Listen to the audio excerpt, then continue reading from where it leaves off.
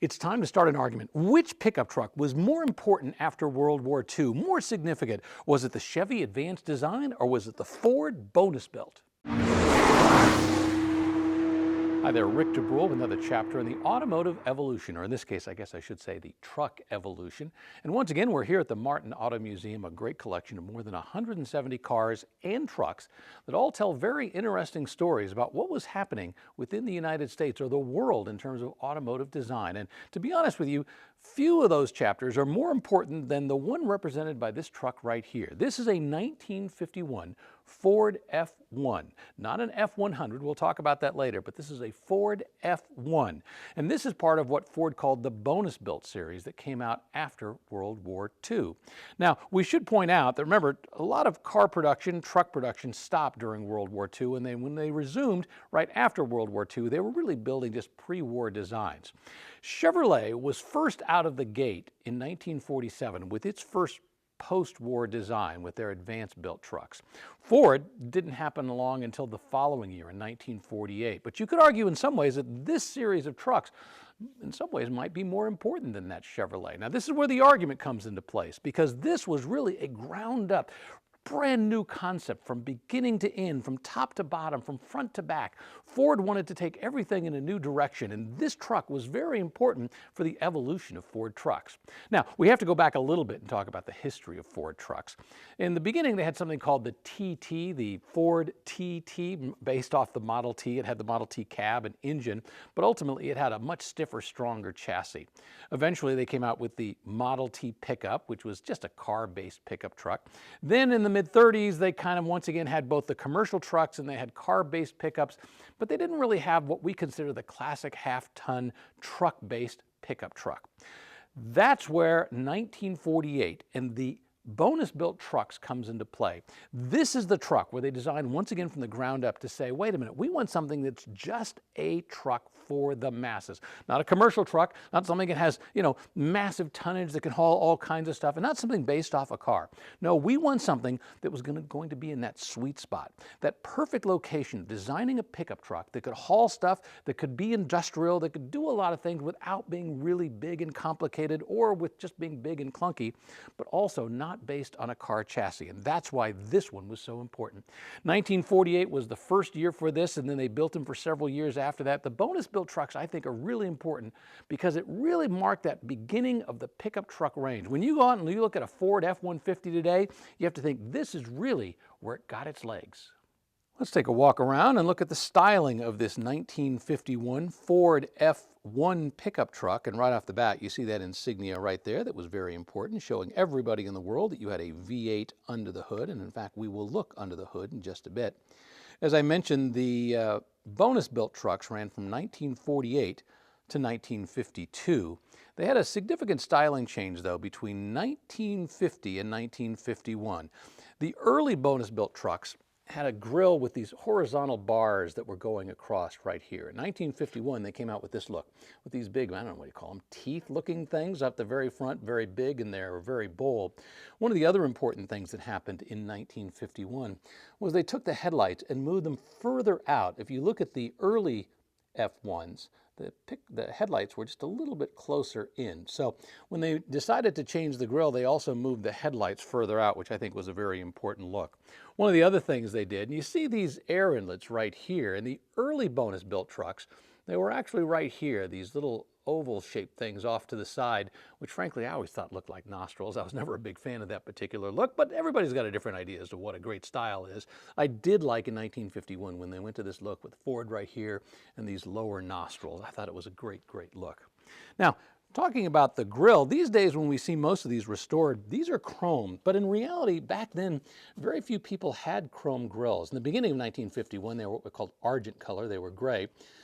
Later in the year, they went to this cream colored look. Now, you could get an option, I think it was only $10, to get a chrome grille, but very few people took advantage of them back then. You gotta remember, most people who were buying pickup trucks back then were buying them for work purposes. They weren't buying them like we buy them today to simply be another vehicle that you might occasionally haul something. No, most people who were buying a pickup truck back then were buying it for just one reason, because they wanted to haul stuff.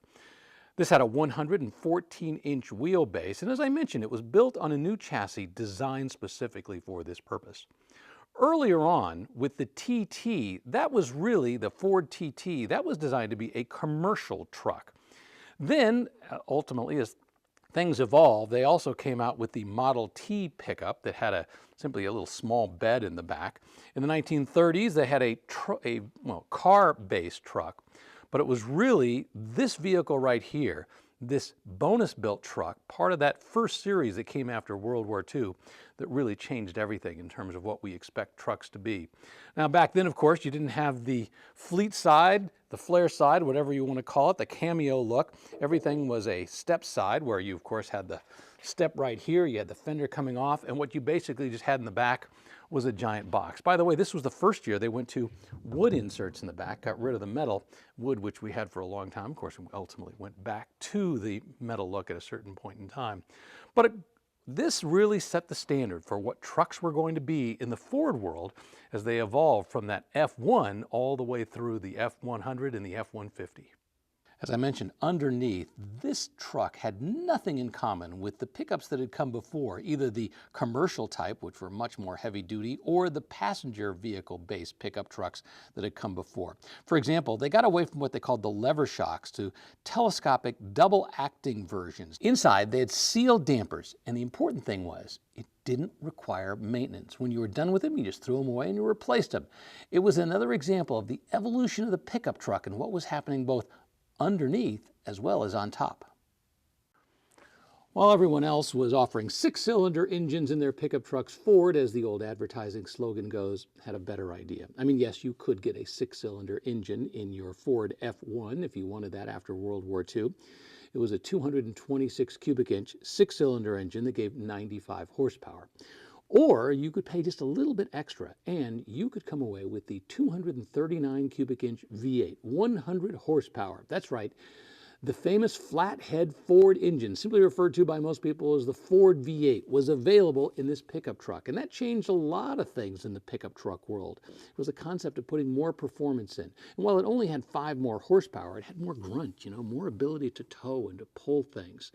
And significantly, this flathead engine is what really many people refer to as the first affordable V8. Up until that point, V8s had been the kind of thing that were put in, well, expensive cars. Now, the concept of having a V8 in your pickup truck, who would have thought? You got more power, you got more grunt, you got more everything you were looking for out of this flathead engine. Now, standard with the F1 would have been a 3-speed manual transmission. I believe you could get a 4-speed as optional. But if you got an F2, which was the 3/4 ton, if you got an F3, which was the 1 ton, there you were going to get a standard 4-speed transmission. But again, you got that cool little logo on the front of the truck that I showed you that said V8, and underneath the hood, this flathead engine that hot rodders began to use once it became more popular, and there were more of them around because it was a fun engine to customize. At its core, that's what was giving this truck something new that a lot of other trucks hadn't had before. Welcome to the $1 million cab, at least that's what Ford called it. They claimed they had spent $1 million developing the cab for this new bonus-built truck. Why? Well, they were starting to realize that while they were utilitarian, pickup trucks were simply used for hauling stuff and doing work. The people who rode in them wanted just a little bit of comfort. Now, trust me, it's a long way from what we have today in modern pickup trucks. But the most important thing they did that year was they decided to make the cab wider. This cab is actually 7 inches wider. That means not only could a driver sit here, but you could have a passenger here and a second passenger here. Now, don't get me wrong, it's pretty tight. We're not talking crew cab here, but at least you had the possibility of hauling 2 other people if you wanted in a little more comfort. The door was a little bit wider, so it was easier to get into and out of. They also decided for the first time that they were going to make some significant changes inside in terms of reducing the vibration, reducing the noise. It really was a quieter truck to drive in. Now, once again, don't get me wrong, this was 1951 for this version of it. It wasn't quiet by any stretch of the imagination. It probably wasn't even really comfortable. It was more comfortable, though, than trucks that had come before. And remember, most of the trucks that had come before were really commercial design. This was designed to be something that a person might have and haul stuff with, but at the same time, it was not purely a commercial vehicle. They had seat adjustments. Those things weren't really new. One of the cool things they also did was they actually had a one-piece windshield in this bonus built for the first time. So as you're driving down the road, it's not a huge windshield, doesn't wrap around, but at least you didn't have that big bar going down the center of it the way a lot of trucks used to have in the old days. Gauges were simple and easy to read. They also, and this is a big deal, they had sun visors. What a concept. Now, trust me, when you look at the sun visor, it's pretty simplistic, but it works. At least it's a great idea. This particular truck absolutely was a step above what pickup trucks, and most importantly, what commercial trucks had been up until this point. Another effort to make this more driver-friendly, they improved the ventilation system. Not only did it have these wind wings on the side, but it also had this special cowl vent that could pop up and add ventilation. Three-way ventilation for the driver in 1951. Here at the Martin Auto Museum, we're very fortunate to have a 1949 Chevy Advanced Design pickup truck. Now, this particular one is custom. If you look in the back, it's got a brand new bed that's been added. Look inside, it's been resto-modded with a nice interior. And I'll tell you, under that hood is a very modern engine. But as we look up front, we can see the styling differences between the Ford F1 and this Chevy Advanced Design. And one of the significant things is the Ford had a much more upright look. When you look at the Chevrolet design, it flowed very nicely onto the fenders down below. A different kind of styling. Now, when we go back to that original question, which one was better, which one was more significant, I think this had better styling in its day. But underneath, the Ford, you could argue, was a little more advanced. If you drive a pickup truck today, especially a Ford pickup truck, well, your truck has its DNA all over this truck right here, this Ford F1, the bonus built series that came out between 1948 and 1952. You know, they were selling more than 100,000 pickup trucks right off the bat coming out of the gate in 1948. And as time went along, the pickup truck numbers evolved and grew to the numbers that we see today. But back before these trucks came out, before the Advanced Design Chevy trucks, before the Ford bonus built trucks, it had been a commercial market, and it really wasn't nearly as big. When this truck came out, suddenly it achieved a new audience that people didn't really know existed. People who wanted to have a pickup truck that could haul something and simply be able to drive on an occasional basis. Now, don't get me wrong, an awful lot of the pickup trucks that were sold back in this day were hauling stuff. Not like today, when how many times you see a pickup truck going around, there's nothing in the back at all, and in fact, very rarely is something in the back. During this era, if you had a pickup truck, odds are you were hauling something at least one day a week, if not more than that. But as I mentioned, that $1 million cab, the idea of bringing comfort back into the driver's world for a pickup truck, well, this really was a significant step forward, this F1, this bonus built truck, in trying to make things a little more comfortable, a little more drivable, really taking a step towards what we see today with those Ford F-150s that, quite frankly, are pretty darn luxurious when you get inside. And this truck right here, this bonus built truck, you could say for Ford, it's where it all began. But the question is, going back to my original idea, was this truck more important because it was brand new from the ground up, or was the Chevy more important because it hit the market first?